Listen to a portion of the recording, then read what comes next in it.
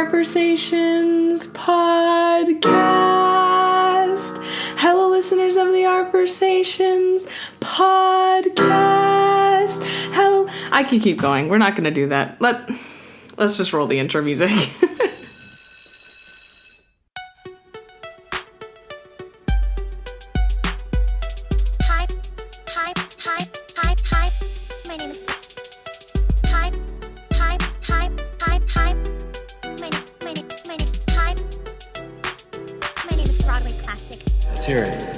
Yes, hello, I'm your host, Bri, like the cheese, and welcome back to the podcast, or welcome if this is your first time. I'd like to let you know about a little button that says subscribe, or maybe says follow. When you click that button, not only does it support the show, but it also lets you know exactly when episodes are available. They will magically appear on your timeline. It's very convenient. You don't even have to go and search up Art Versations on your search bar and worry about where the brackets are in the title. It's very easy. Click that button. It helps me, but it also helps you. Enough about plugging the podcast. Let's actually get to the podcast. This week I have a double feature because I have two guests. They are Thomas L. Colford and Chantelle Good. As a quick backstory on each of them, Thomas is an actor and creator, and Chantelle is a dancer and alumni of Marymount Manhattan College. But that doesn't describe them well enough. If you don't know these people, you definitely should check out their social medias. We chatted about the many different aspects of how the virus is affecting artists and the artistic community. And just so you're aware, this episode was recorded on April 15th, so a little while back, but nothing has really changed in our world, so some very similar feelings abound. So please enjoy episode 15 of season 2.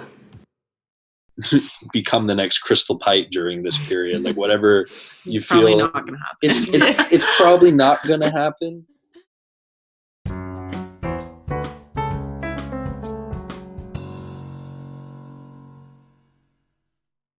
Hi, Thomas. Hello. Hi, Chantelle. Hello. It's so great to see your faces and hear your voices, even though we're not in the same room. I wish you were with me right now, but I do, but I also don't, given the current situation. But otherwise, absolutely. Yes, it would be nice to be in the same room, but we have to do what we can do. How are your mental healths doing? Woo! We're jumping Loaded right question. in. I'm not even gonna ask you how you're doing. I just want to hear about how your mind is. Do you want to go first, or Sure? Or I can then. I can talk first. Go for it. My mind is okay. It definitely feels a little bit of a roller coaster these days. For sure. Some days I feel zero motivation whatsoever, and others I feel like I need to move or do something physical to just get my energy flowing. But it's definitely, I'm learning a lot about how I operate on a daily basis, and yeah, it's kind of wild to have everything stop on a dime, but yeah, I think it's just causing a lot of introspection, which is good and needed, I feel. So that's a good thing, hopefully. Yeah. General answer. Yeah. What about you, Thomas? I mean, it's tricky because if you're saying what's my current mental comfort, I would say it's not great.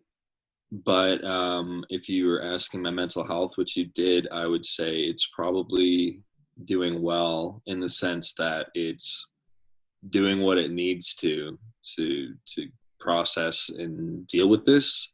By no means does that mean it is going smoothly, that things are going calmly even.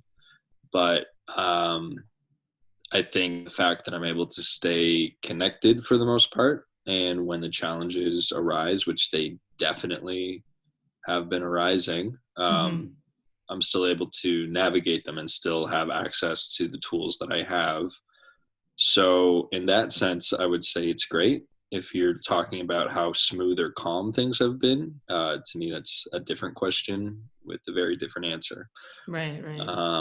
Yeah, it kind of feels like anything and everything that has the opportunity to come up emotionally and from the past, and things you maybe felt you dealt with, or things I thought I dealt with, is coming up and feels like it's almost like feels like a victory lap of, oh, you thought you had a handle on this. Let's see how much you were actually paying attention to. Do you actually remember how to deal with these things? Oh, you haven't felt this since grade 8. Well, let's drop you right into the middle of that out of nowhere. Let's see, you know, it's creeping up, but at the same time, I'm grateful that I have a lot of tools and I have support and I have resources and people I can call on when I need help. And I have, good practices that are serving me as much as ever, if not more.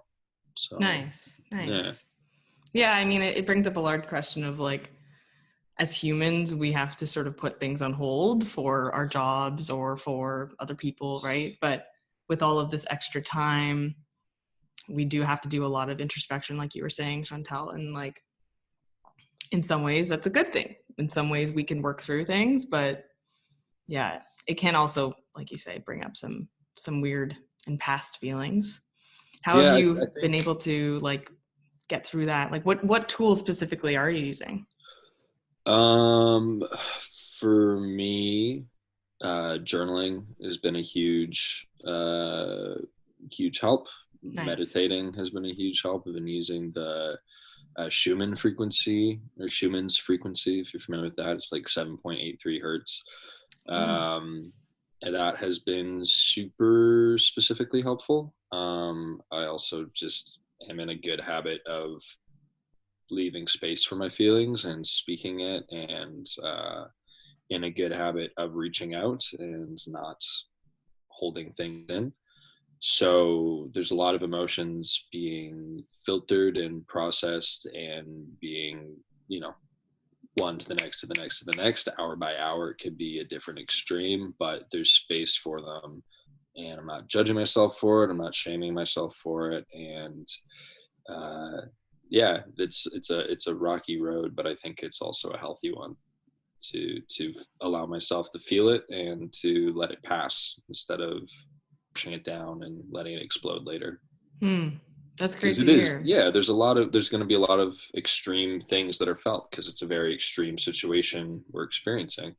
I feel like so much of our tools and conversation around mental health is like, your body thinks it's in fight or flight. Your body thinks it's in survival mode. You're doing this as a reaction to our primitive protections, but it's like, no, this is actually a situation that those systems were designed for. So of course they're kicking in. Of course they're hijacking your brain. Of course they are pushing to get control of your system, because that's what it was designed to do. But to pretend that that's not going to happen, I don't think is helpful. But to be aware of it and to put your hands back on the steering wheel, I think is the only decision I feel like I really have anyway. Nice. Yeah. What about you, Chantelle? Same thing or different tools?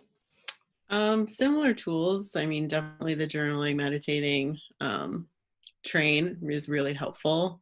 I mean, it's so funny. It was one of my New Year's resolutions to really increase my self-care practices, including those things. And I feel like the universe is really giving me that opportunity, which is awesome. Good. And yeah, like Tom said, just really allowing yourself to feel those heavy and overwhelming things when they come up. And I'm very lucky to have support where I can vocalize those feelings without judgment. And yeah, it definitely feels wild in moments and really, for sure, like I said, overwhelming. But I think it's just important to give yourself that space, like he was saying, to reflect and acknowledge and say, yeah, this is scary. This kind of sucks. This is terrifying, because that's really the only way we're going to figure out how to move through it, right? So yeah, easier said than done, though, obviously. Yes, absolutely. Yeah. I think you're right. There's it's like these feelings also kind of feel unknown, so dealing with them is like kind of just like navigating waters without, like a proper like what's an paddle? oar or like a paddle. Exactly. Yeah. An oar, that works too. I haven't been outside in like a long time. But yeah, so it you have to, like you say, I guess, just give it hour by hour too. Like, do you guys find that you like create like a schedule and that's what you're going to stick to for the day? Or is it like, fuck no, yeah, fuck no, fuck that. No. For me, I'm someone who, like, I have a very delicate balance of structure and regular circumstances. Like, I know as a person, I need a lot of room to shake things up. I know I'm someone who, if I do the same thing every day, by the end of the week, I'm out of my mind. And intentionally build in a lot of room for variation and spontaneity. So I have that. So to try to, anytime structure has been imposed, it feels like my sensitivity is even higher. It feels like the second there's, like, even today, it's like, I know I had this appointment with you. The whole day feels like crunched into a box by this, I like 2 things I had to do before this. And that combined with this, suddenly it feels like the whole day's gone. Even though I know logically that's not true, but like the way I react to structure is heightened in this situation and feels even more sensitive than usual. So to impose more structure feels overwhelming at even the thought of it. For me, if I start the day, I have a list of maybe 2 things I want to do, and I keep, I feel out for when the opportunity feels right. And sometimes the day goes by and the opportunity doesn't present itself. And like, I've been really okay with that. And really just lowering my expectations. Like, I don't feel the need to come out of this as anything other than happy and healthy. And anything after that is a bonus. But to me, this isn't an opportunity to get ahead. This also to me isn't an opportunity to fall behind. I don't think anybody's getting ahead right now. And I think we're all in the same boat. So to try to put an emphasis on progress feels really counterproductive to me in my life, and to just emphasize care and attending to my needs, and when I'm able, to the needs of others. Nice. That's about all I can handle right now, and I'm very comfortable with that. Yeah, no, that's totally fair, right? Yeah, like like you say, the last thing you want to be doing coming out of this is like feeling worse about yourself or worse about your career or something like that, right? right? I also Like, I don't want to be burnt out. Like I think there's a lot of people who are like, I got to keep it up so that when this is over, I'm bouncing right into it. It's like, when this is over, that's going to be a whole other set of challenges that things that whether we want to or not, we're going to have to deal with. And I want to be rested and grounded and ready for that. I don't feel the need to keep the ball in the air right now because, we don't even know, like, if we're using a juggling analogy, like, we don't even know what's going to be in the air on the other side of it. So why should I spend 10 hours a day maintaining my regular schedule and regiment when what we're doing on the other side of this might not even reflect those same practices? As scary as it is to consider that, but I just want to be rested because we have no idea what's going to come. And at least if I know I'm full, then I can handle whatever comes up. But if I'm burnt out, it's going to be an even more challenging transition, I feel, for myself. So for sure. I just talked for a long time. Chantelle, how do you think about the world? I was just about to send it over. Yeah. What about you? Yeah, it's interesting talking about structure and kind of the day-to-day, especially as, an artist, which we all are, and our schedules are always packed. We're always grinding, we're always hustling because it's in our nature. We're also made and influenced to believe like we have to be productive all the time. Yeah. So when all of those things are kind of removed and we have this freedom of choice of whether, how do we want to structure our day, it's challenging. And I think for me personally, I'm someone who, I write in my planner, okay, I'm going to do this today. And I think I'm learning that, I can write something down, but if I don't accomplish it, it's okay. And I think I usually I feel guilty. And I think that's just, again, in my makeup of how I operate. For sure. Yeah, I feel guilty and I feel shame when I don't do that one thing I wanted to do in the day. So I think like I said, this is one of those things that I'm really learning about myself and how I can, you know, approach each day with a sense of compassion and patience and just say, you know, I got up today, I made a really awesome meal, and that's enough. That's all I needed to do today. Like, you know, but it's true. I feel like that's kind of what's saving me, is just reminding myself that I'm doing enough, and it doesn't matter, you know, if I see that someone else did 3 really long, hard workouts, like I don't care, you know, like I'm doing what I feel I need to do for myself, so I don't go insane. And that's really just the main priority, I think. And yeah, like, I mean, I totally relate to the idea of like feeling guilt, because you're the one who set up your schedule, right? So it's like, exactly, you wrote it down. So the only person that you can blame is you, right? But you can't do that. That's just gonna spiral so much. And, you know, like you guys, I have those days where I don't get anything that I wanted to get done. And, you know, I mean, I am living alone right now, so like no one can see that happening, but like there's this still sense that like everyone's gonna know that I'm like not doing enough with this time, like there's this weird, like, you know, invasion of privacy, especially with like social media too, like, because I think people will post what they're doing and they sort of let people into their homes. And in some ways that can be, you know, very toxic. Yeah, I don't know. Keep going. Well, I mean, I feel like social media, like anything, you know, it's a tool. It's the way you use it that dictates its impact, when it's negative or positive. For me, there's like this, especially at the beginning, there was like this unconscious, paranoid belief or expectation in my brain that like, you know, I'm like going to come back and I'm going to be out of shape and I'm going to show up at an audition or class and literally every other person's going to be jacked because they took like all the time that they could to get in the perfect shape, and they suddenly know like all of Shakespeare's works inside and out, and you know, they learned how to do another style of dance, and they also took vocal lessons online, and like and like that wasn't something I ever consciously realized was like a fear, but there was definitely that first week, by the end of it, I processed, I was like, oh, I'm afraid of falling behind, and that's not serving me. No part of that is going to serve me, and I need to leave that.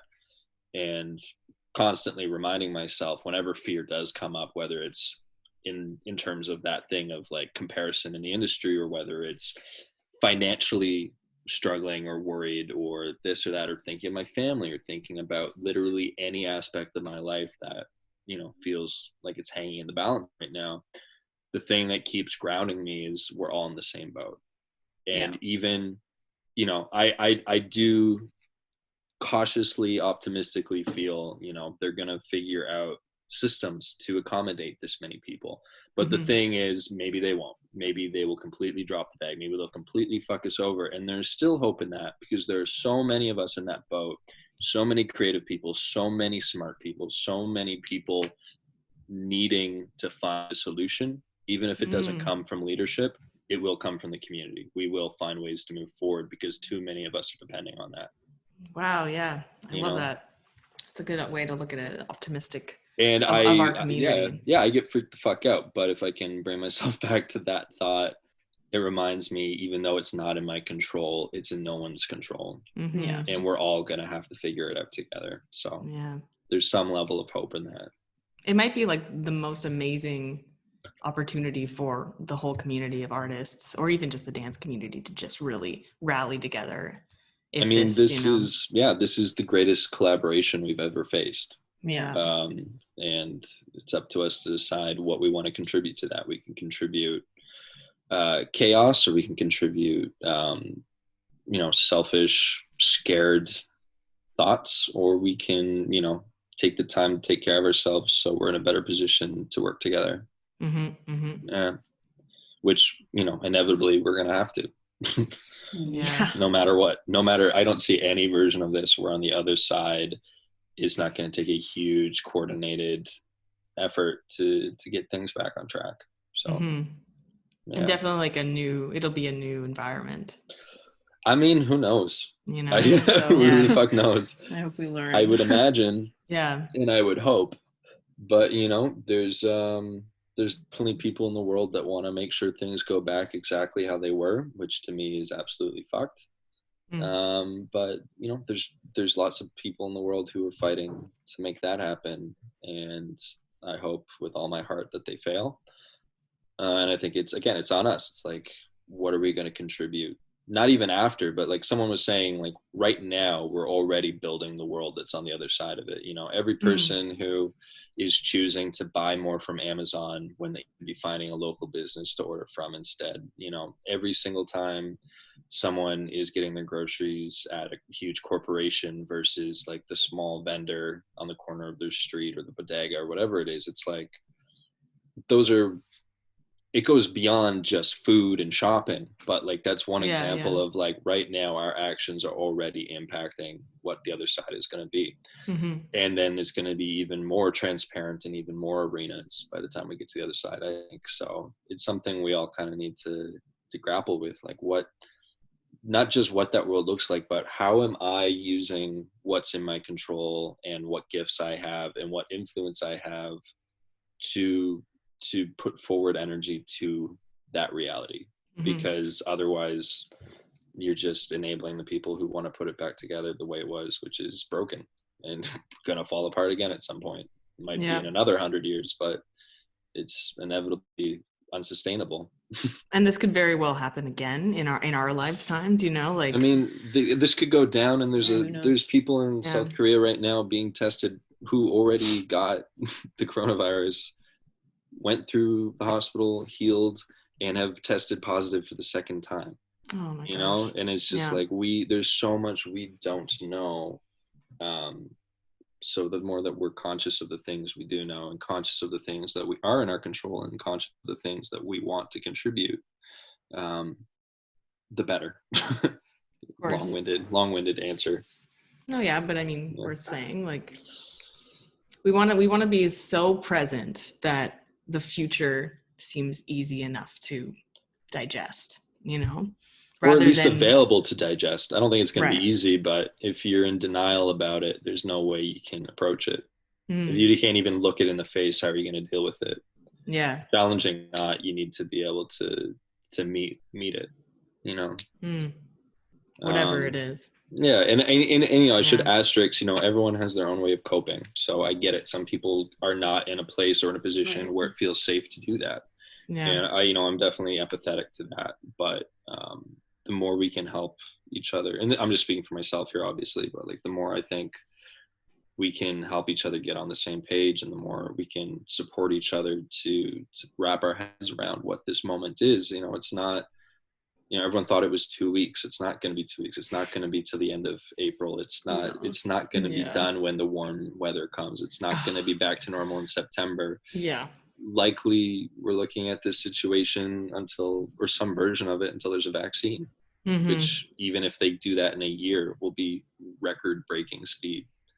So that statement that Trump said about it being like a seasonal thing or a seasonal problem. There's no evidence of that. Like how are you going to tell me that there's, you know, right now there's something like 15,000 people in India confirmed with the case, and you're going to tell me it gets better with warm weather? Have you been to India? Like people in Mexico, so American central, you know, it's attacking countries in every climate. It's there's no scientific connection to it other than your immune system stronger in warmer weather, but we're not seeing that reflecting in the data. So it's and speaking of America too, like Chantelle, were you living in New York at the time, or had you come into Toronto quite quickly when you heard about it? I was actually outside of New York City, I feel, when things started to really get serious, and we, you know, started all the stay-at-home orders.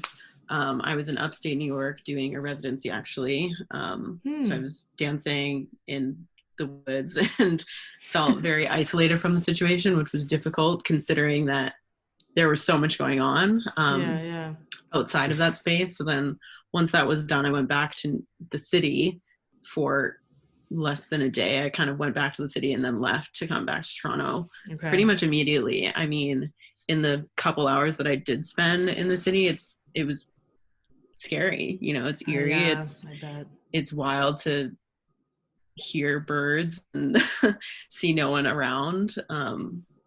But it also is good to know that people are taking it seriously, and just considering the density of New York, it's a lot, and they're going through a lot there. And I have friends who are still there and are sticking it out there. And so I'm really glad that I have somewhere to go and somewhere to, you know, stay while this is happening. But it is definitely scary, you know, buying a one-way ticket and not knowing when I'm going to be able to go back to somewhere that I've worked to to live and you know, have my career. So it's kind of scary in that front. But I am happy that I have safety right now, or can feel a sense of safety in terms of my location. Well, a little bit, you know. Right. Canada's still in lockdown, but I think definitely New York was like, I've heard it's like the epicenter of like Western, you know, cases. And I mean, I was worried about you. Obviously, I was thinking, I was like, oh gosh, she's in New York, or I think she's in New York at least. And I'm glad you came home and decided to stay here. Yeah. You know, we don't know when this is going to end, but I hope you can go back and continue to work, and that things are actually still happening, you know, right? Yeah. I mean, that's the question. It's like, what is the industry going to look like after this? Well, a better question is, what do we want the industry to look like after this? Totally. Like Tom was saying, it's really up to us. We have such a huge responsibility as artists right now, I feel. Yeah. And not to say that we don't need rest. We absolutely do. But in terms of the community and what we're doing to navigate this, it's really interesting to look at. I mean, some people feel like we need a lot of art and we need all this outpour of, you know, put your material out, generate, make. And I totally, like, that's one point of view, but there's already a lot that we have out there. Like, I personally am not really making anything. And so it's interesting just having to reevaluate my identity, because I feel like I am obviously an artist, and it's literally the only work I do. You know, I have a visa to work in the States only within my field of dance. So it's really like my whole life. And that's your category.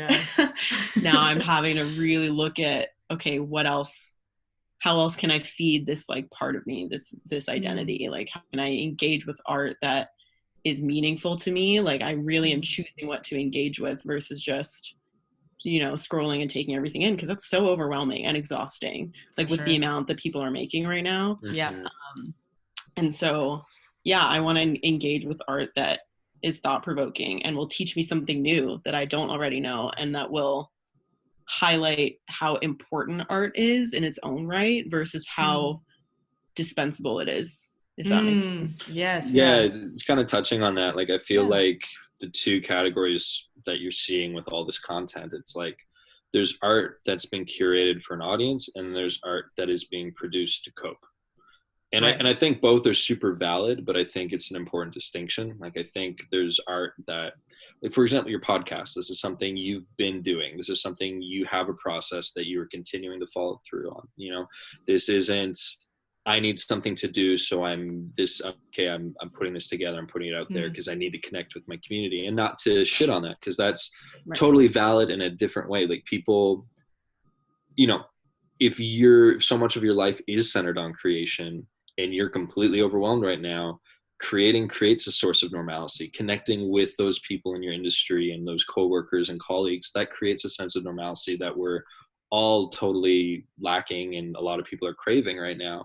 But I do think there's a distinction of, here's something to do because I need to do something, and here is something that I have thought through, put time and curated it for an audience with great intention and quality. Like, I think if there was a scale of data for quantity over quality for what's produced on a regular basis right now, quantity it seems to be dwarfing quality. And again, I'm not saying it to shit on anything, because I think it's super legit. If that's the only thing keeping you sane, by all means, keep fucking doing it. Do what you got to do. But as an audience member, it can be exhausting, because it's I find it so funny that everyone keeps talking about how much time there is, and I feel like I've never had more people begging for my attention in terms of the internet, in terms of I have a couple commitments that I am maintaining because they're the things that are paying my rent right now. And be there, it almost feels like, oh, well, because everything's shut down, I can, you're available all the time. I feel like I'm on call 24 hours, and I've had to make boundaries within and have conversations with people and being asked to do a lot of work that I'm not being compensated for because, well, what else are we doing right now? Right. I need the help. I'm going to, and like, by all means, ask for the help. But it feels like everyone is kind of like operating under the thought that there's this huge, what's the word? Surplus of attention, which there isn't. There's more than ever attention to self, attention to your immediate safety, your family, your immediate health.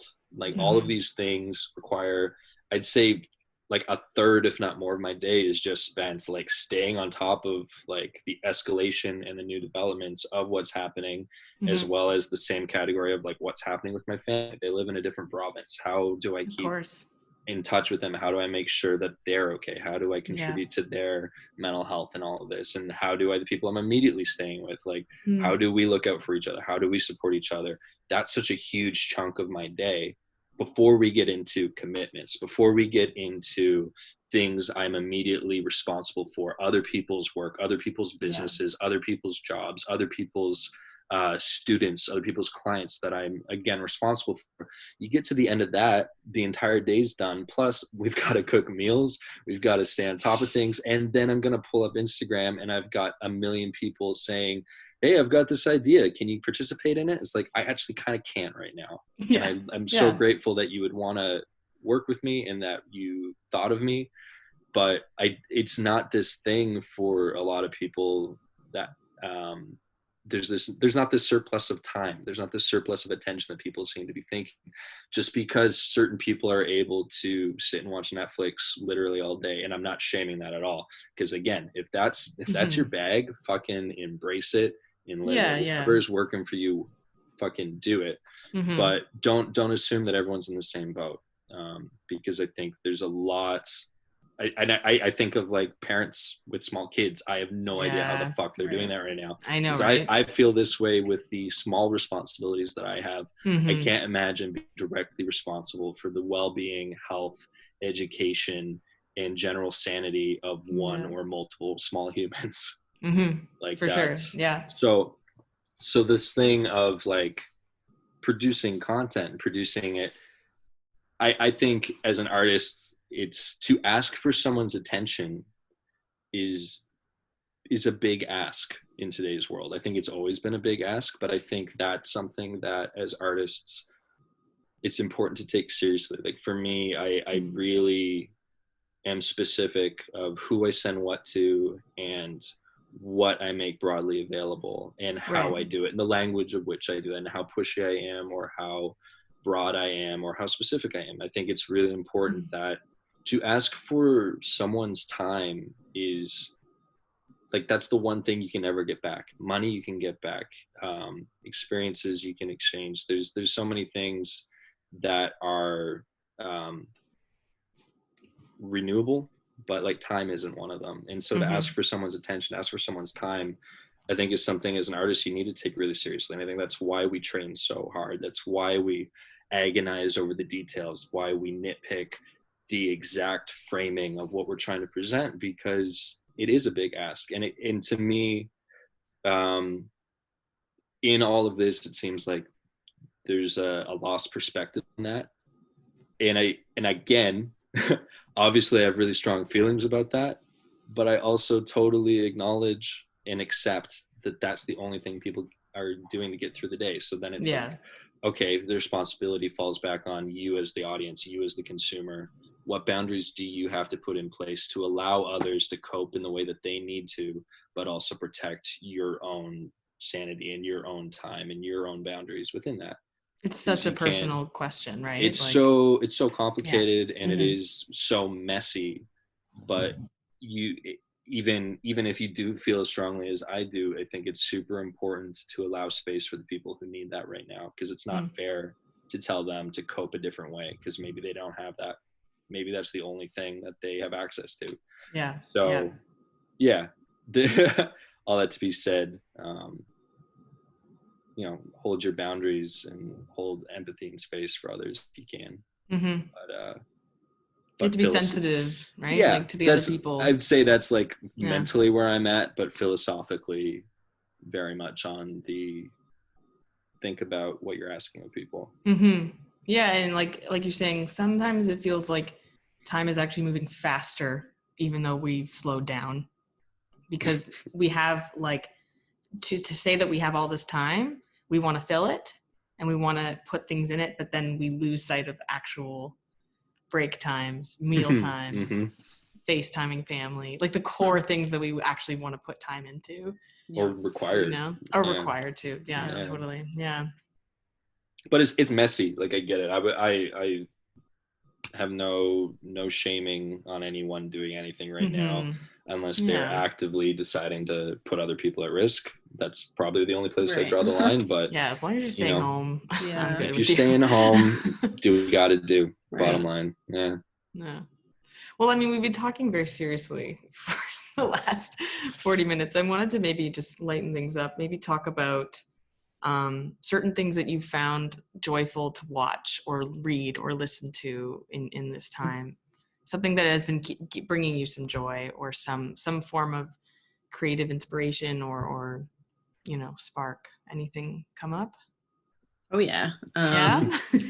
First thing that comes to my mind, I had this book shared with me by the wonderful David Norsworthy. We love David. And I read it when he first gave it to me, and then John actually gifted me my own copy so I could read it again. It is called How to Do Nothing, Resisting the Attention Economy by Jenny Odell.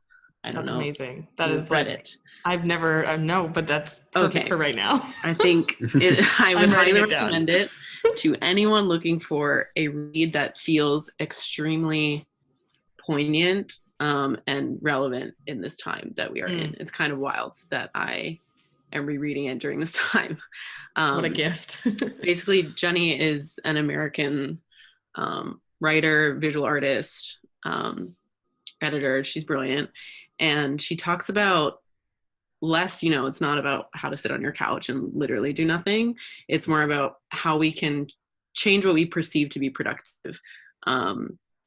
So, it's not about, just deleting your Instagram or Facebook. Like, how can we kind of like going back to what Tom was saying about our attention, like it's so precious, and how can we make conscious choices that will help us and that feel sustainable, especially in a time when the news and everything feels very bombarding and like we need to engage with it.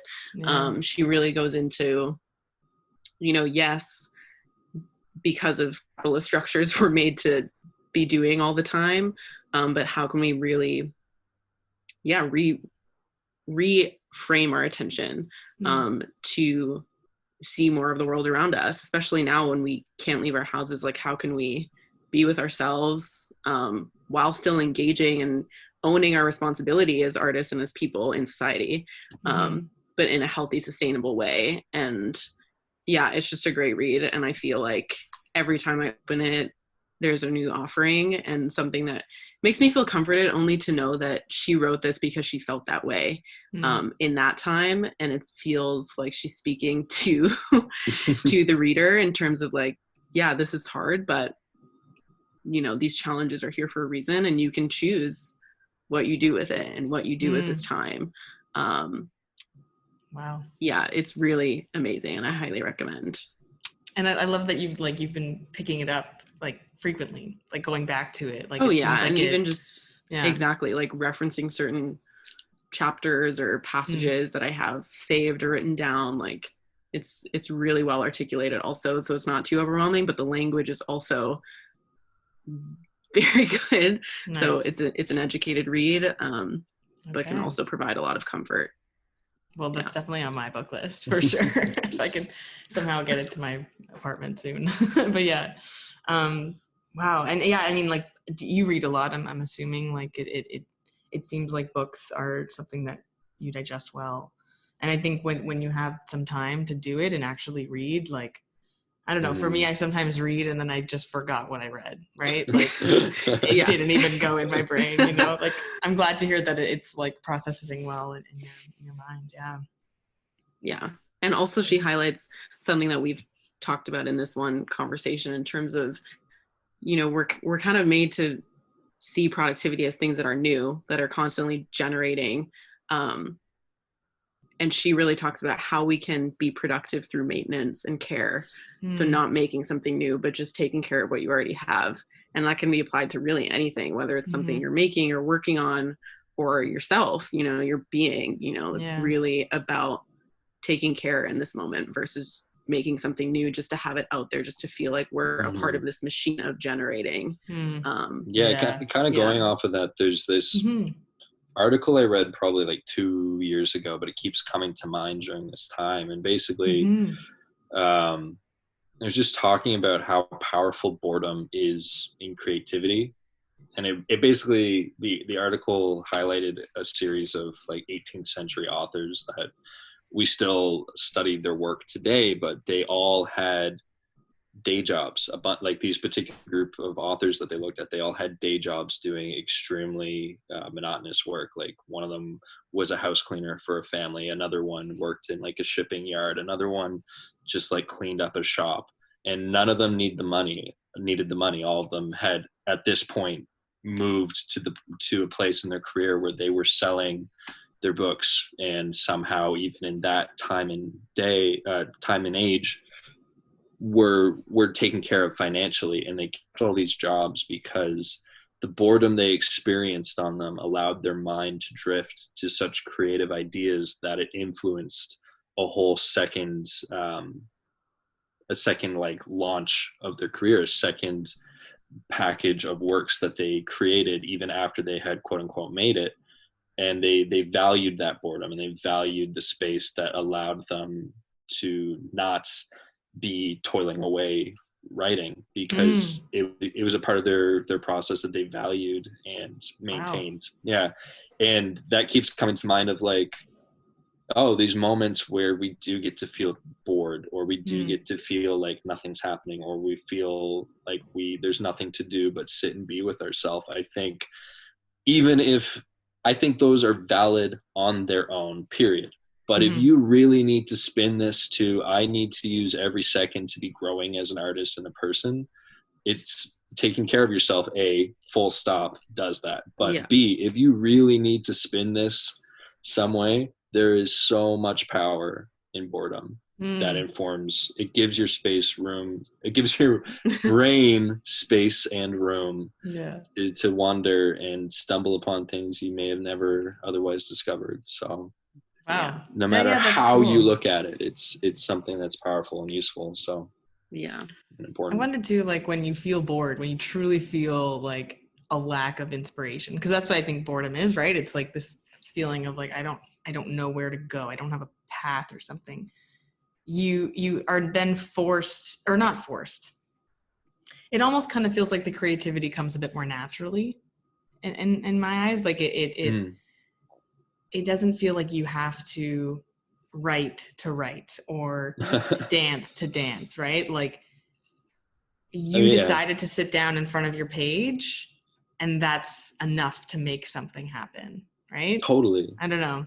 I think there's something so satisfying of like, I mean, it's that thing you experience, like you said, like when you're a kid, it's like, it's almost like the creativity wanders up and finds you. It's not about like this discipline. It's so wonderful to get to experience like space for true inspiration, unwarranted inspiration. You know, that's such you rarely have the space for that, but it's such a satisfying feeling when you encounter it. And I feel like in those states of boredom, when I've worked jobs that are less than thrilling, you know, when I worked in a grocery store, the way that I would literally survive the mundane day was just like letting my imagination run wild. And like that would, I'm finding some small moments like that in all this, but to be honest, I feel so preoccupied with care and keeping my sanity Totally intact, that valid. it hasn't been, I think I kind of expected more of those moments, but it's the emphasis on care is important and does often feel like a full-time job. So it hasn't been as frequent as I was maybe hoping, but maybe that'll change. I mean, anything to add, Chantelle?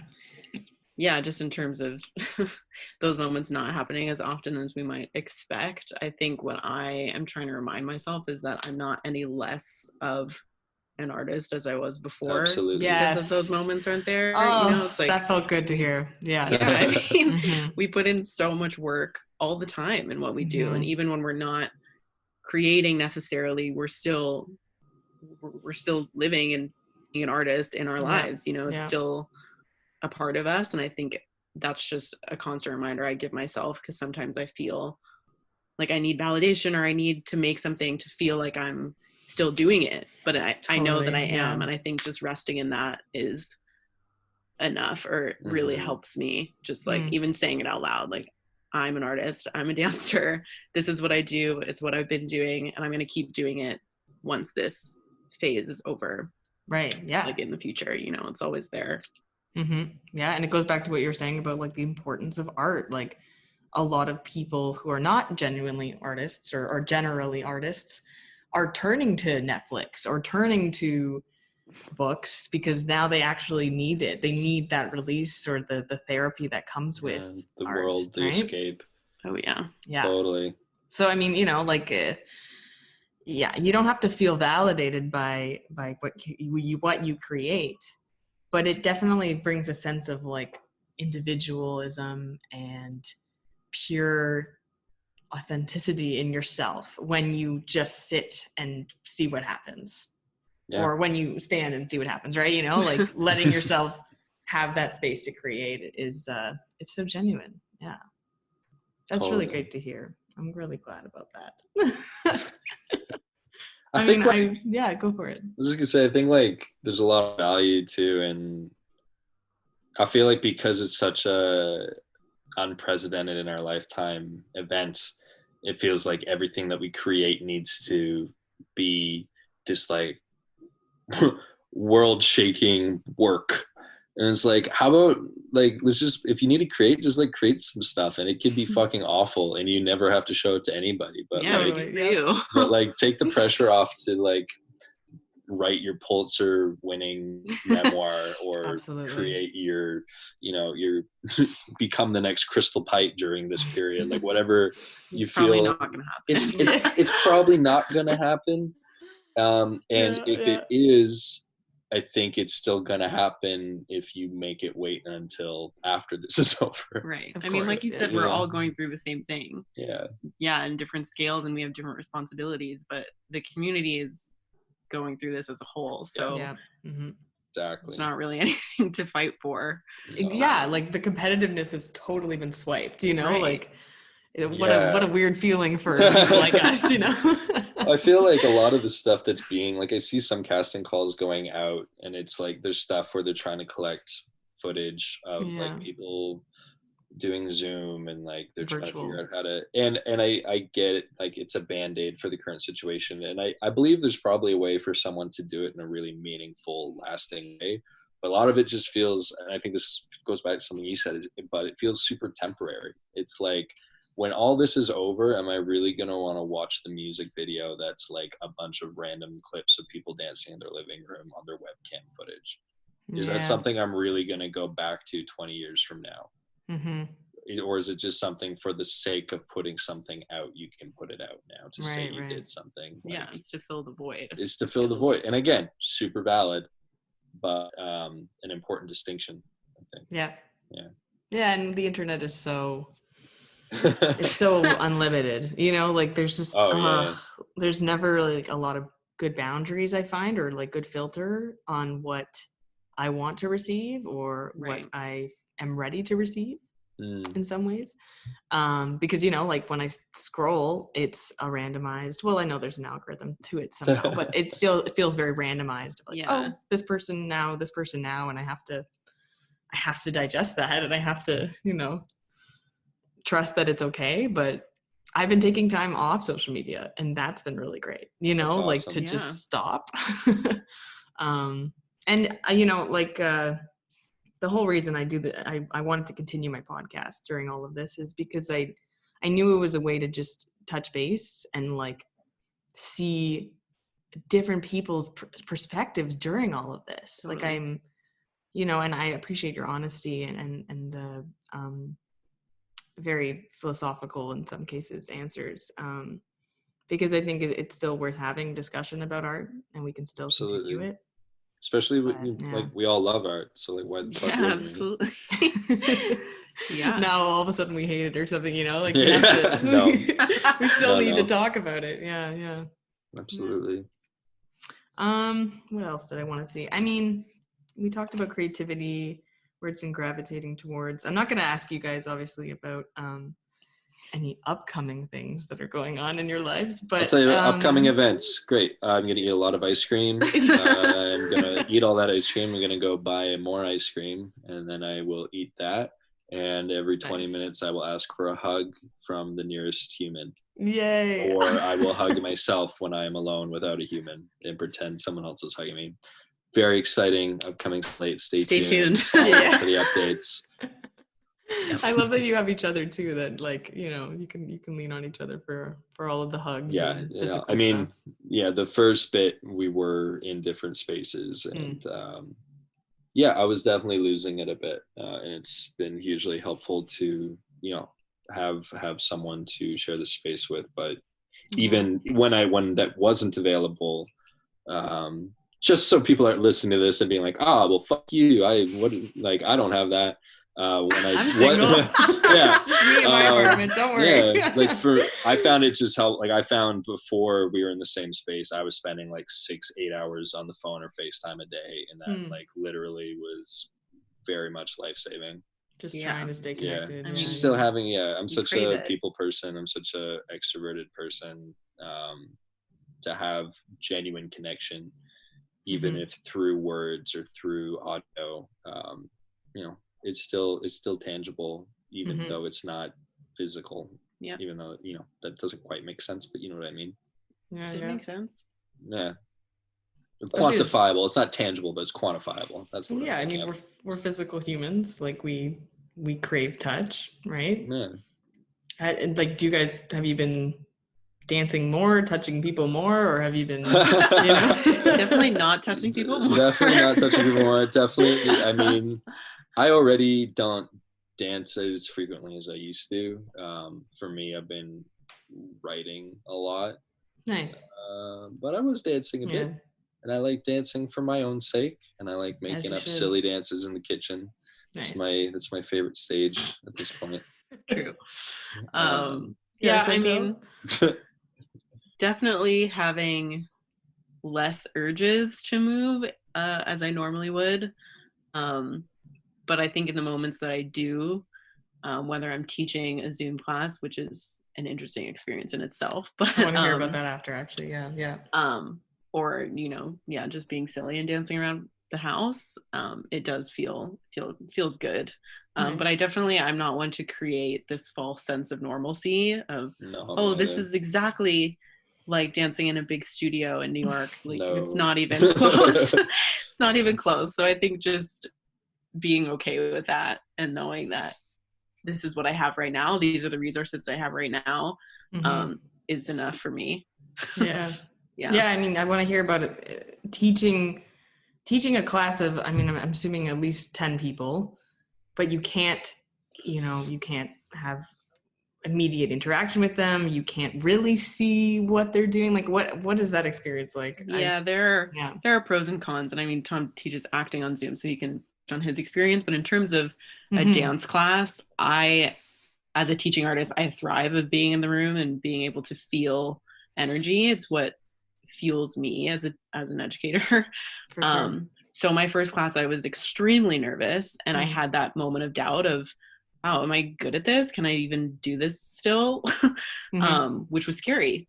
But I think the pro is that there is still, some form of connection at least. And I could sit at my screen, which I have to do really close because I have terrible vision. If I sit close enough, I can see all the little thumbnails. I can, click on one and make it larger so I can really engage with someone and still provide feedback. And I think ending the class knowing that I gave them something and that they learned something at all. It could be one move that they liked or a concept that they really retained. I can still hold them accountable to that. And if they want to engage, that's up to them. Right. But I think I'm learning now, I think that there's still teaching opportunity in it, even though it's a completely different platform and you have to learn a lot as a teacher. There's still a lot of opportunity for growth and which is great. That's kind of why we do it anyway. So it's good. It's just a new thing that we have to deal with, I guess. Yeah. Any little like pets running around back in the back? Oh yeah, the pets, the parents. One girl got a snack mid class. Like, do you? It's fine. I can only hold them so accountable. Yeah. But, same for you, Thomas, or? Honestly, very similar. It's like, is it the same? No, but is there still great opportunity to create community, or the closest we can get to community? Is there still great opportunity for learning? Absolutely. Is it the same? No, I can't pretend it's the same, but that doesn't mean there's not seeds of success within it. So what are you teaching one-on-one acting, or is it a class? Well, I teach at LB Acting Studio in Toronto, and I'm one of their teachers for their youth program. So I'm teaching all kids under the age of 13. And for one of the classes, they're all 9 and 10, to which I said, there's no way we are doing an online class. We need to switch to, because we were already mid-session when all the procedures and precautions started being enacted. Right. So we already have people registered till May for these courses, and we have a duty to fulfill that, obviously. So 9-10s, I was like, there's no way we are doing a group setting. I don't see that being productive. I don't think there's any, and the class is 3 hours long. Like getting a 9-year-old to sit in front of a computer for 3 hours, I've no desire to make them do that. And you can't grab them and put them in front of the camera. It's a lot harder to hold people accountable to their learning through a screen. Not impossible, but it's definitely more challenging, especially that age category. But then my other class, they're slightly older, but anyone who's taught kids knows the difference between a 10-year-old and an 11-year-old is huge. So that's been really awesome, and just seeing them like genuinely looking forward to. I was worried, they would be like, what the fuck is this? This is lame. Like and instead, like you can really see how much they look forward to having that community. They are getting to hang out with their acting buddies like once a week, and they can look forward to that. They can encourage each other. They can support each other. They can get encouragement and support, and they can still feel like they are able to maintain part of their life. So much has changed, and to have one thing that is still productive and feels real.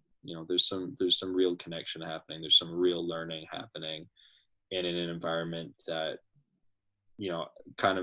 something that we've been talking about the whole time is like, neither of us are people who benefit from pretending this is normal or pretending this is all going to be fine or whatever. Like, just keep, acknowledging the differences, acknowledging the uniqueness and uncomfortability of the space. I don't know if all of the kids get that at home.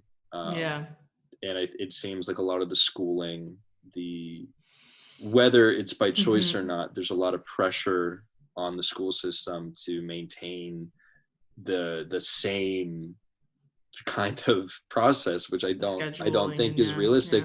I also don't know how healthy it is, but that's a whole other conversation that we don't have to get into. But I think they really appreciate just a space where people are being real about what's happening and letting them do what they want to do within that and handle it how they need to handle it, and giving them I think it's important that kids need, like, no matter what the situation, kids need agency, and I think during all of this that's as true as ever. So even if they're learning nothing, which isn't the case, I think they're all learning a lot.